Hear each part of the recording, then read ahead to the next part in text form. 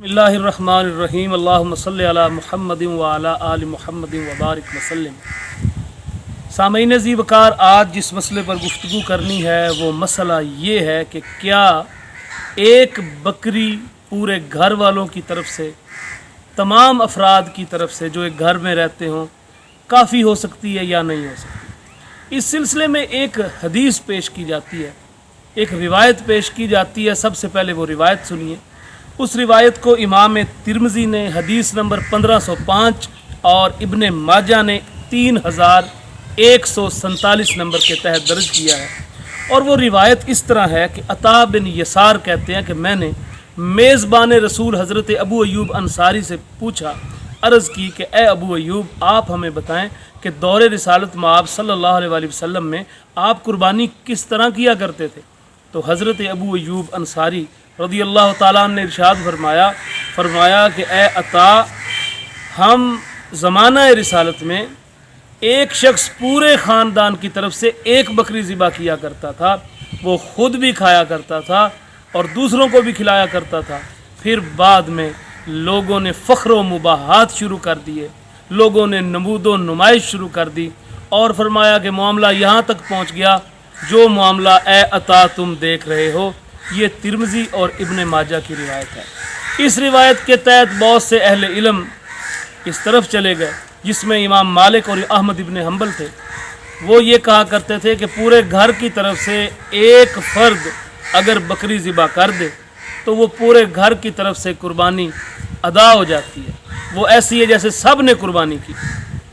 हत्ता कि इमाम मालिक रहिमहुल्लाह तो इस रिवायत के तहत ये भी फरमाया करते थे, वो कहा करते थे कि अगर ख़ानदान में से एक शख्स कुर्बानी कर दे तो चाहे दूसरे जो ख़ानदान के लोग हैं औरों पर भी अगर कुर्बानी वाजिब हो, अगर बाकी लोग भी कुछ साहिब नसाब हो तो उन सब को कुर्बानी करने की ज़रूरत नहीं। अबू अय्यूब अंसारी की इस रिवायत के मुताबिक सिर्फ एक की कुर्बानी काफ़ी है, चाहे घर में और लोग भी साहिब नसाब हों। लेकिन इन रिवायात का ये मफ़हूम इमाम अबू हनीफ़ा रहिमहुल्लाह के नज़दीक दुरुस्त नहीं है। हज़रत इमाम अबू हनीफ़ा रहिमहुल्लाह इस रिवायत के बारे में फरमाते हैं कि इस रिवायत का ये हरगिज़ मतलब नहीं कि अगर घर में 2 या 3 अफराद पर कुर्बानी वाजिब हो, वो साहिब नसाब हों, तो सिर्फ़ एक ही ज़िबा कर दे और सब की तरफ से कुर्बानी अदा हो जाए। बल्कि इमाम अबू हनीफ़ा रहिमहुल्लाह फरमाते हैं कि इस रिवायत का मतलब ये है कि जिस शख्स पर कुर्बानी वाजिब हो वो कुर्बानी करे अपनी तरफ से, लेकिन सवाब में दूसरों को शरीक कर ले। तो कुर्बानी जिस शख्स पर वाजिब होगी उसी को कुर्बानी करनी पड़ेगी, वही अपनी कुर्बानी करेगा। हाँ, वो इस रिवायत के तहत बाकी ख़ानदान वालों को सवाब में शरीक कर सकता है। और दूसरी बात, इमाम अबू हनीफ़ा रहिमहुल्लाह फरमाते हैं कि अगर एक घर में बहुत सारे लोग साहिब निसाब हों तो उन सब को अपनी अपनी तरफ से कुर्बानी करनी पड़ेगी और सिर्फ़ एक कुर्बानी सब की तरफ से अदा नहीं होगी। तो इसलिए हज़रत इमाम अबू हनीफ़ा रहिमहुल्लाह ताला के मसलक की वजाहत करने के लिए मैं आपके सामने कुछ रिवायात पेश करूँगा, अहादीस पेश करूँगा, जिन रिवायात को जब सामने रखा जाए तो इस रिवायत का मतलब वाज़े हो जाता है, मुतय्यन हो जाता है कि इस रिवायत का ये मतलब हरगिज़ नहीं है कि घर में से सिर्फ़ एक शख्स कुर्बानी कर दे तो सब की तरफ से कुर्बानी हो जाती है, चाहे घर में और लोग साहिब निसाब हों, मौजूद हों, जिन पर ख़ुद अपनी कुर्बानी वाजिब है। सबसे पहली रिवायत ये है जिसको इमाम तिरमिज़ी ने रिवायत किया और उसका नंबर है 904। उसमें अल्लाह के रसूल सल्लल्लाहु अलैहि वसल्लम ने इरशाद फरमाया और वाज़े तौर पर फरमाया, आपने फरमाया कि गाय और ऊँट जो है उसमें 7 हिस्से, गाय और ऊँट में 7 हिस्से। जब गाय और ऊँट में 7 हिस्से हैं तो इसका मतलब है कि गाय और ऊँट जो है वो 7 आदमियों की तरफ से किया जा सकता है। तो अगर तो अबू अय्यूब अंसारी की रिवायत का ये मतलब लिया जाए कि एक शख्स की कुर्बानी पूरे घर की कुर्बानी करार दी जा सकती है, तो फिर इस हदीस का क्या मतलब हो सकता है, फिर इस हदीस का महमल क्या होगा? क्योंकि एक शख्स क्या करेगा, एक शख्स एक बकरी ज़िबा करेगा या एक ऊँट ज़िबा करेगा तो वो सब की तरफ से अदा कर देगा, लेकिन नबी अलैहिस्सलाम ने गाय में और ऊँट में 7 से ज़्यादा हिस्से ذکر کرنے کا آپ نے ذکر نہیں فرمایا، ارشاد نہیں فرمایا۔ ہاں بعض روایات میں جن کو امام ترمذی رحمہ اللہ نے ذکر کیا ہے کہ اونٹ میں 10 حصے کا بھی ذکر کیا، لیکن اکثر اہل علم نے اس روایت پر عمل نہیں کیا۔ اونٹ کے بارے میں بھی 7 حصے اور گائے کے بارے میں بھی 7 حصوں کا ذکر کیا۔ اسی طرح بکری کے بارے میں فرمایا کہ ایک بکری ایک شخص کی طرف سے ہو سکتی ہے، ٹھیک ہے۔ اب اگر ایک بکری ایک شخص کی طرف سے ہو سکتی ہے تو یقیناً گھر میں اگر بہت سارے لوگ ہیں تو ان کی طرف سے تو وہ نہیں ہو سکتی۔ ہاں اس روایت کی بنا پر ثواب کی نیت اگر وہ کر لے کہ قربانی تو اس شخص پر واجب ہے لیکن باقی لوگوں کو بھی وہ ثواب میں شریک کرے گا تو ان کو بھی ثواب مل جائے گا۔ اور ثواب میں شریک کرنے کی دلیل جو ہے وہ کون سی ہے؟ وہ روایت ہے ترمذی کی حدیث نمبر 1521 میں کہ اگر ایک شخص اپنی طرف سے قربانی کرے اور گھر والوں کو ثواب میں شریک کرے اس حال میں کہ ان میں سے کوئی صاحب نصاب نہ ہو، یعنی ان پر قربانی واجب نہ ہو تو ان کو ثواب میں شریک کر لے۔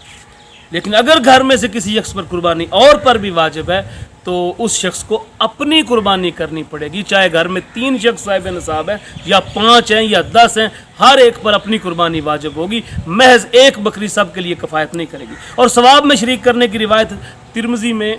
1521 نمبر پر ہے اور اس کے راوی ہیں جابر، وہ کہتے ہیں کہ عیدگاہ میں رسول اللہ صلی اللہ علیہ وسلم کے پاس تھا،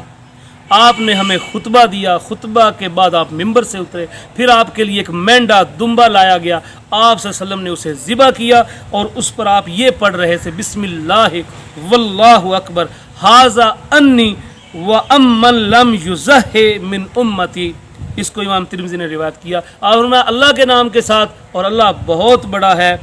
اے اللہ یہ مینڈا میری طرف سے ہے، رسول پاک نے فرمایا یہ مینڈا میری طرف سے ہے اور میرے ہر اس امتی کی طرف سے ہے جس نے قربانی نہیں کی۔ تو آپ صلی اللہ علیہ وسلم نے ساری امت کو قربانی میں شریک کیا، تو جب ساری امت کو آپ نے قربانی میں شریک کیا تو کیا پھر باقی لوگوں نے قربانیاں نہیں کی تھی؟ نہیں، بلکہ آپ نے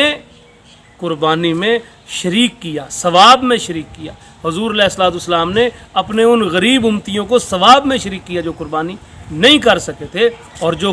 جن پر قربانی واجب تھی انہوں نے اپنی اپنی قربانی کی تھی۔ اسی طرح ایک حدیث ہے امام ابن ماجہ نے اس کو 3123 نمبر کے تحت درج کیا،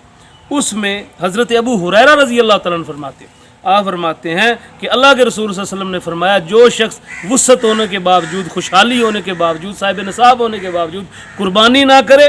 وہ ہماری عیدگاہ کے قریب بھی نہ آئے۔ یہ بھی دلیل ہے حضرت امام ابو حنیفہ کی کہ یہ بھی اس حضرت ابو ایوب انصاری کی روایت کا مفہوم متعین کر دیتی ہے کہ بھائی جو صاحب نصاب ہوتے ہوئے قربانی نہ کرے تو وہ ہماری عیدگاہ کے قریب بھی نہ آئے۔ یہ صحیح حدیث ہے ابن ماجہ کی، اس سے بھی یہ بات واضح ہو جاتی ہے کہ اگر ایک بکری پورے خاندان کی طرف سے کافی ہوتی تو پھر جو وسعت ہونے کے باوجود خود قربانی نہیں کر رہا اور بلکہ اسی ایک بکری پر وہ بھی اکتفا کر رہا ہے جو گھر میں سے کسی ایک نے خرچ کر دیا ہے، ذبح کر دیا ہے، تو پھر آپ نے فرمایا کہ وہ شخص ہماری عیدگاہ کے قریب بھی نہ آئے۔ اس سے بھی یہ واضح ہو جاتا ہے کہ گھر میں جتنے افراد صاحب نصاب ہوں گے ہر کو اپنی قربانی کرنا ہوگی اور محض ایک بکری ان کی طرف سے کافی نہیں ہوگی۔ اسی طرح حدیث نمبر 2963 میں امام ابن ماجہ روایت کرتے ہیں کہ اللہ کے رسول صلی اللہ علیہ وسلم آپ نے اپنی ازواج کی طرف سے بھی قربانیاں کی تھی، آپ نے ان میں گائے تقسیم کی اور آپ نے ان کی طرف سے گائے کی قربانی کی اور گائے میں 7 حصے ہوتے ہیں۔ تو اس روایت سے بھی یہ ثابت ہوتا ہے، دیگر روایات سے بھی ثابت ہوتا ہے کہ نبی صلی اللہ علیہ وسلم خود اور آپ کی ازواج مطہرات آپ اپنی قربانیاں کیا کرتے تھے، آپ صلی اللہ علیہ وسلم بھی قربانی کرتے تھے، ازواج مطہرات بھی قربانی کرتے تھی، سیدہ فاطمہ الزہرا جو آپ کی صاحبزادی تھیں ان کی طرف سے بھی وہ بھی اپنی قربانی کیا کرتی تھیں۔ تو اگر ایک بکری ایک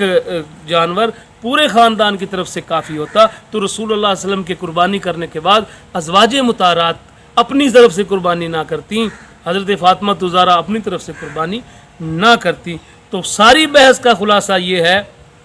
کہ جس روایت میں یہ کہا گیا ہے کہ ایک بکری پورے خاندان کی طرف سے کفایت کرے گی، وہاں پر یہ ہے کہ لوگوں کو، اپنے خاندان کے لوگوں کو جن پر قربانی واجب نہیں ہے، جو صاحب نصاب نہیں ان کو ثواب میں شریک کر لینا چاہیے۔ اصل میں یہ اس زمانے کی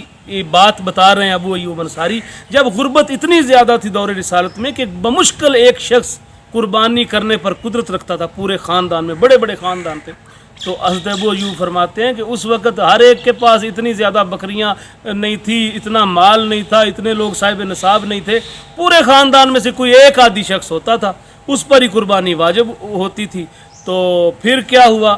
کہ پھر وہ اپنی طرف سے بھی قربانی کرتا اور اپنے گھر والوں کو بھی ثواب میں شریک کرتا۔ یہ ہے اس روایت کا مفہوم۔ اللہ سے دعا ہے کہ ہمیں حق بات پر عمل کرنے کی توفیق عطا فرمائے۔